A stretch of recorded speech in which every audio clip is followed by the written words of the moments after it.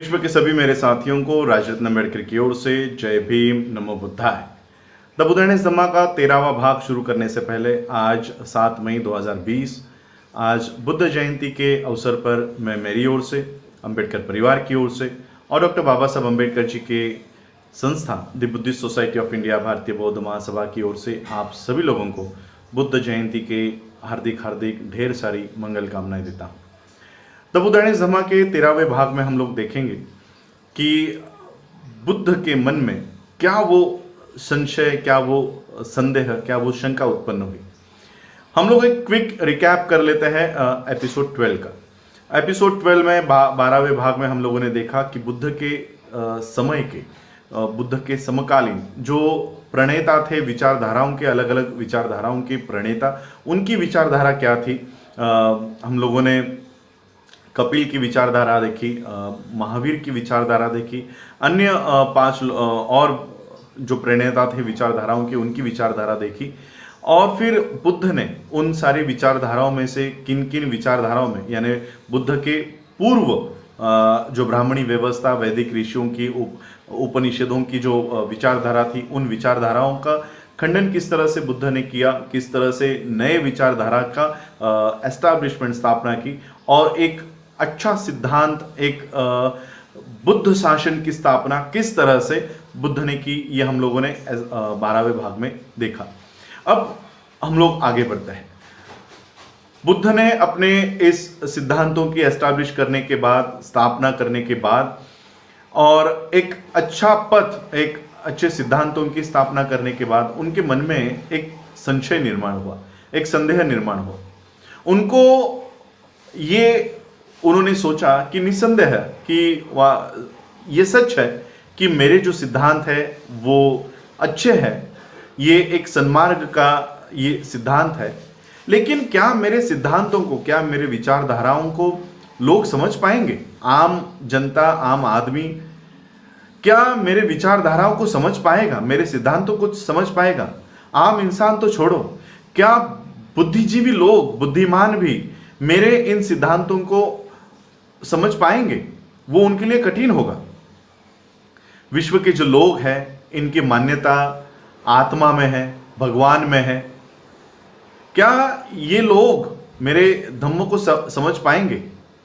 यहाँ के लोग, भारत के लोग, ये कर्मकांड में फंसे हुए हैं, विधि में, बलि में इनकी मान्यता है, इनका विश्वास है। क्या वो उस विश्वास को त्याग कर पाएंगे?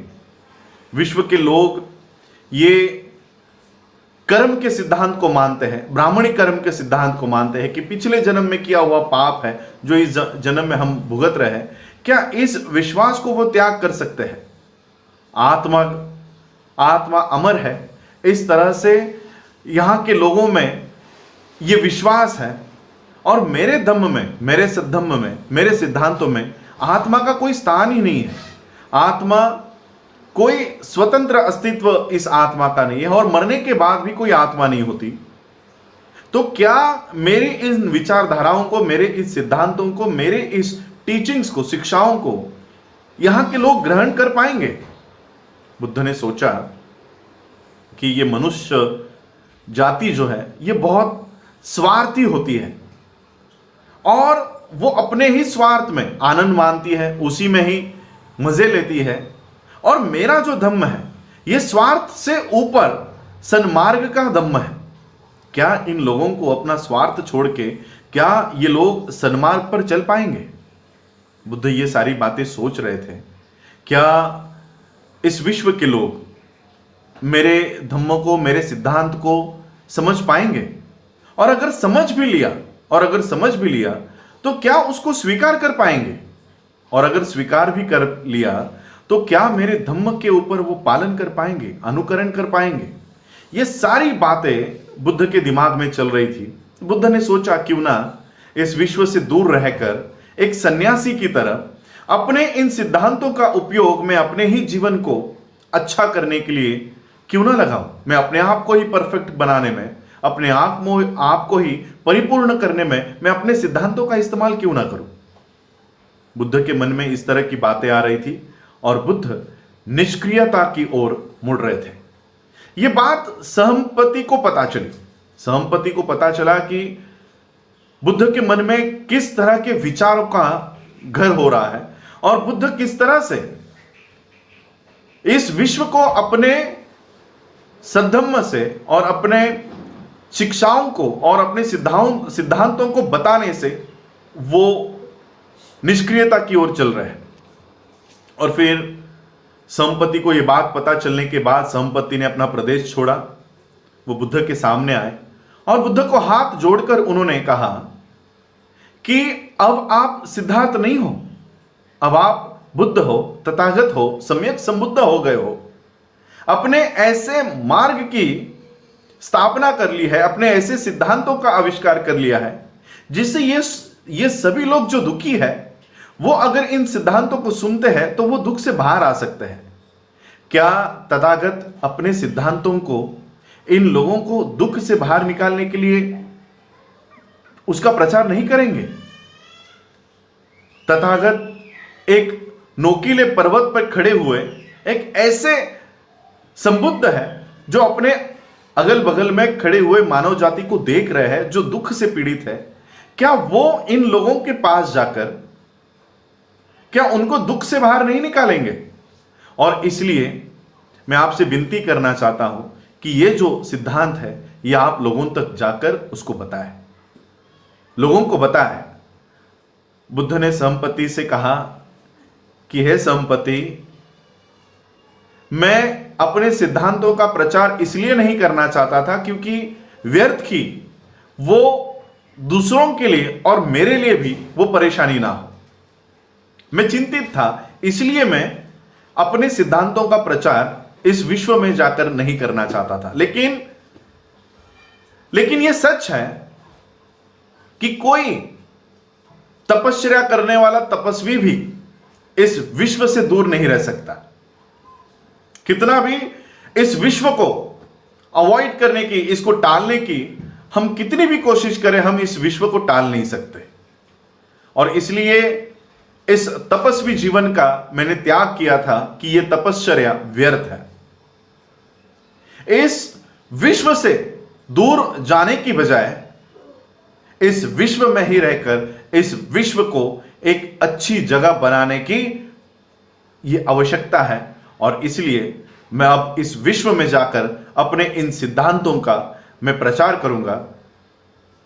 मैंने तपश्चर्या का त्याग ही इसलिए किया था और मैंने परिव्रजा भी इसलिए ली थी क्योंकि इस विश्व में दुख है, इस विश्व में दुख है और उन दुखों का निराकरण करने वाला मार्ग ढूंढने के लिए मैंने यह परिव्रजा धारण की थी।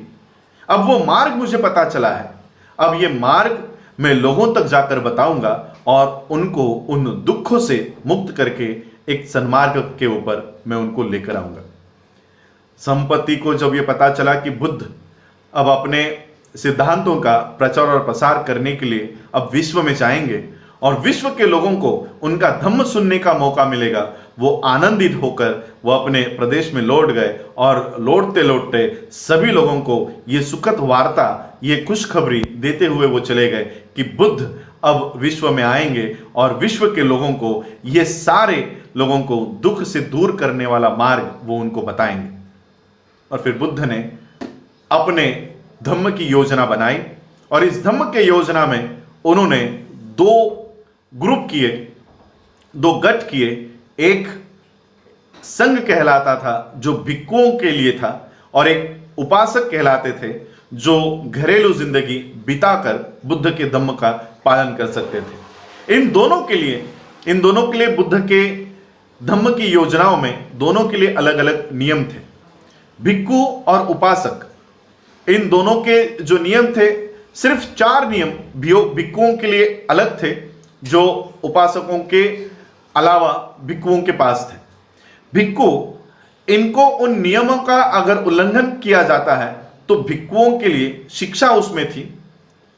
भिक्षुओं के लिए ये नियम पालन करना अनिवार्य था, जबकि उपासकों के लिए ये इन नियमों का पालन करना ये एक सिद्धांत था, एक आदर्श व्यवस्था थी। भिक्षु ये किसी भी तरह की संपत्ति प्रॉपर्टी नहीं रख सकता था जहां पर उपासक अपनी प्रॉपर्टी बना सकता था। उपासक घरेलू जिंदगी में रहकर वो बुद्ध के धम्म का पालन कर सकता था, वहीं पर भिक्खु ये गृहत्याग करके बुद्ध के धम्म का प्रचार और प्रसार करने का काम भिक्खु किया करता था।